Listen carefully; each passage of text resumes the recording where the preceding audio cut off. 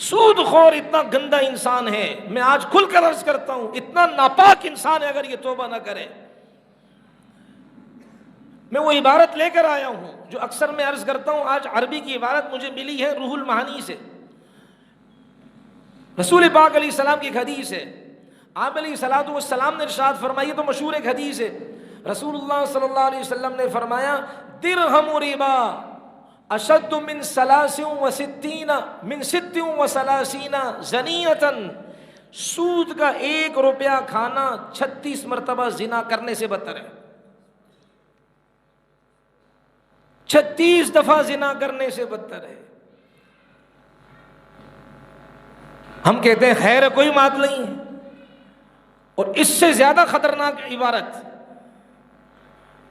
صاحب روح المعانی نے ذکر کی ہے، درہم ربا اعظم عند اللہ تعالی من 70 زنیۃ کلھا بذات محرم فی بیت اللہ الحرام۔ روح المعانی تیسرا حصہ ہے، 71 غالباً 71 نمبر صفحہ موجود ہے۔ اس کا مطلب یہ ہے، آپ علیہ السلام نے فرمایا سود کا 1 روپیہ کھانا اللہ کے ہاں 70 دفعہ زنا سے بدتر ہے۔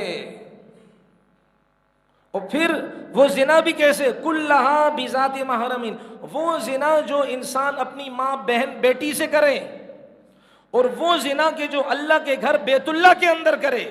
سود خورا اتنا گندا انسان ہے کہ اس کا 1 روپیہ ایسا ہے جیسے اپنی ماں کے ساتھ بیت اللہ کے اندر 70 دفعہ زنا سے زیادہ خطرناک گناہ کرنے والا ہے۔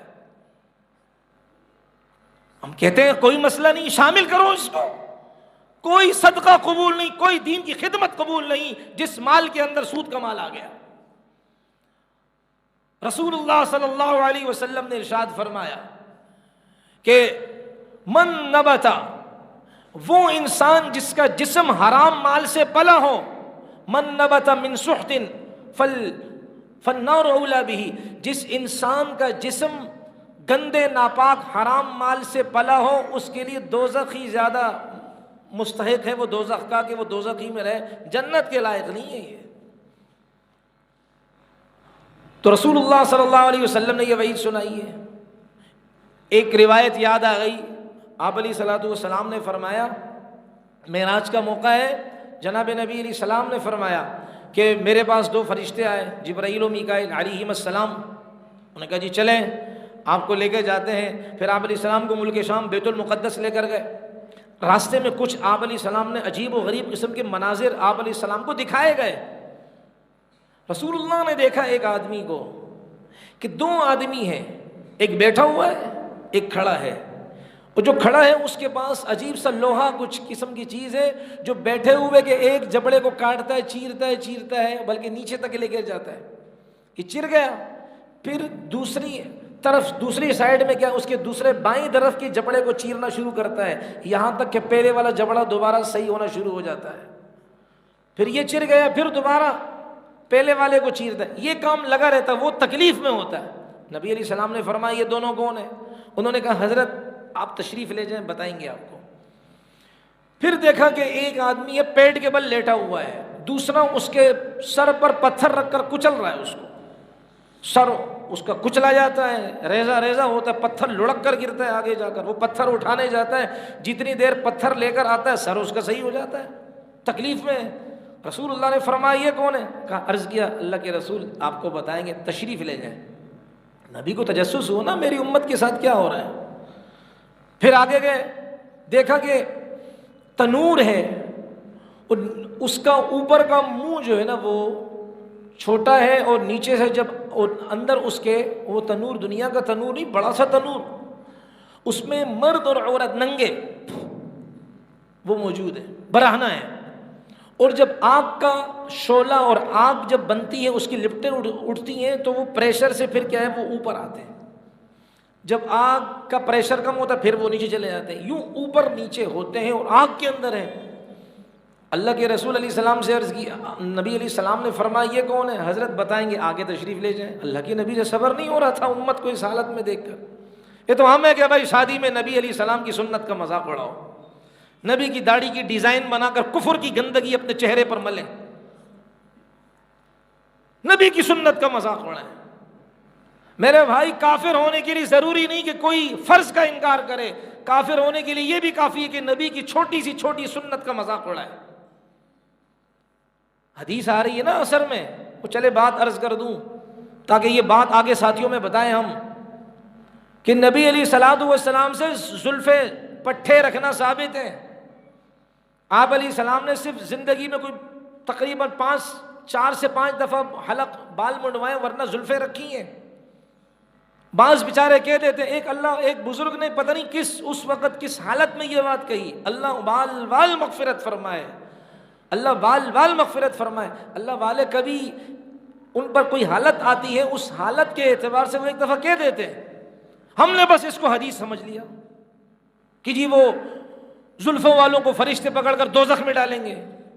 عام بات ہو گئی ابھی یہ، جس پٹھوں کو یعنی کہ وہ زلفے والوں کو دیکھتے ہیں، کچھ لوگ ایسے ہیں ہر جگہ ہوتے ہیں گندے انڈے، یہ زلفے والوں کو دوزخ میں ڈالیں گے۔ کیا فرشتوں کے لیے صرف زلفیں رہ گئی ہیں پکڑنے کے لیے؟ ہاتھ نہیں تھے؟ پاؤں سے پکڑ کر دوزخ میں ہی ڈال سکتے تھے۔ اور سورہ علق میں تو آتا ہے کہ ناصیہ سے پکڑیں گے، سر کے پیشانی کی چوٹی سے پکڑیں گے، یہاں سے بال سے پکڑ کے دوزخ میں ڈالیں گے۔ یہ تو نبی کی سنت کا مذاق اڑایا جا رہا ہے بھائی۔ کیا عطا اللہ شاہ بخاری رحمۃ اللہ علیہ کی زلفیں نہیں تھیں؟ کیا دیگر اکابر کی ہماری زلفیں نہیں تھیں؟ اس لیے میرا محترم عزیز ہو، یہ نبی کی سنت ہے، اور نبی کی چھوٹی سی چھوٹی سنت، میری زبان بھی وہ چھوٹی کہنے پر آمادہ نہیں ہے، صرف یہ تقابل کے اعتبار سے عرض کر رہا ہوں۔ نبی علیہ السلام کی چھوٹی سی چھوٹی سنت کا کوئی مذاق اڑائے، کلمہ پڑھے، نکاح کروائے، اس کا ایمان گیا۔ میرے نبی کی سنت اس دنیا سے قیمتی ہے۔ صحابہ ان کے خون کا ایک ایک قطرہ، اس میں تو ایسے جذبات ہوتے تھے کہ سمندر بن جاتے تھے، جذبات سمندر کے، اور وہ تو نبی کے لیے جان نچھاور کرتے تھے بھائی۔ اس لیے ذرا انسان بولے تو ذرا الفاظ کا اچھا انتخاب کرے کہ تاکہ نبی کی سنت کو کچھ نہ ہو، نبی کی سنت کی حفاظت نگہبانی ہو، مذاق نہ ہو۔ بات ہو رہی تھی کہ وہ دیکھا کہ وہ عورتیں مرد نیچے ہو رہے ہیں، اوپر ہو رہے ہیں، دوزخ وہ آگ جو ہے نا کی لپٹیں جب آتی ہے تو وہ اوپر جاتے پھر نیچے جاتے ہیں۔ پھر آگے گئے رسول اللہ صلی اللہ علیہ وسلم نے ایک اور منظر دیکھا کہ ایک آدمی ہے کہ وہ خون کے دریا کے اندر ہے، وہ تیر رہا ہے۔ خون کون سی چیز؟ ناپاک چیز ہے خون، اب وہ تیر رہا ہے۔ جب تنگ ہوتا ہے کنارے پر آنے لگتے ہیں، وہاں کنارے پر ایک آدمی بیٹھا ہوا ہے، اس کے پاس پتھر ہے، وہ پتھر اس کو مارتا ہے، منہ میں ڈالتا ہے، پھر یہ بھاگتا ہے دوبارہ۔ اس طرح کیا ہے، وہ خون کے دریا میں تیر رہا ہوتا ہے، بس لپٹ وہ پورا جسم خون آلود۔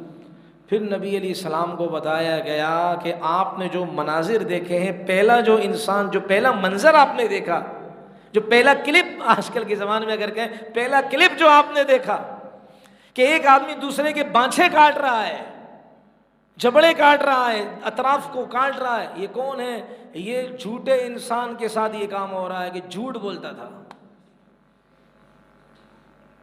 کہ جی گاہک آ گیا ٹرکا دیا، ہاں یہ سب سے اچھی چیز تو یہی ہے، اس کی اتنی تعریفیں کرے گا، حالانکہ سب سے گھٹیا ہوتی ہیں، اور یہ بڑے اسٹائل سے کہتے ہیں بہن اس کو چھوڑ دیں، یہ آپ کے لینے کی چیز نہیں ہے، آپ نہیں لے سکتی ہیں۔ اب وہ تجسس، عورتیں تجسس کی، لگتا ہے یہ کو بہت اہم، حالانکہ وہی سب سے گھٹیا چیز دکان کی ہوتی ہے، لیکن اسٹائل ایسے بناتے ہیں تاکہ یہ کچرا مال بک جائے۔